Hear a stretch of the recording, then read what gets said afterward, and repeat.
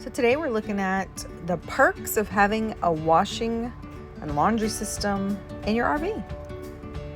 I love it because we don't like using the laundromats while we're on the road, whether they're in the campgrounds or just public ones in town.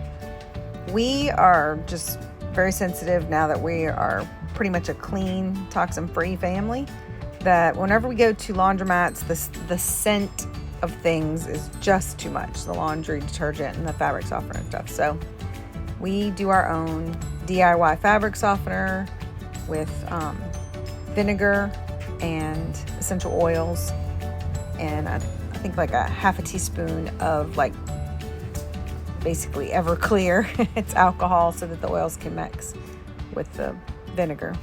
And then we have our Young Living laundry detergent that we use as well. And so I'll use that. And then you'll see me later on putting the essential oils in the dryer with my clothes so that, you know, they smell better. And then about 20 seconds before the dryer ends, or actually after the dryer ends, I'll throw some dryer balls in there for to get rid of the static. So that works perfect. And sometimes I'll put oils on that. So I was showing you very quickly things that I'm putting in the laundry. So we love our washer and dryer.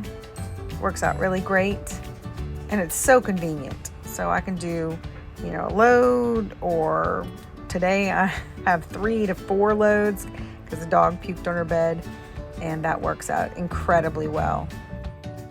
To find out other things we use in our RV, subscribe to this channel and click the notification symbol.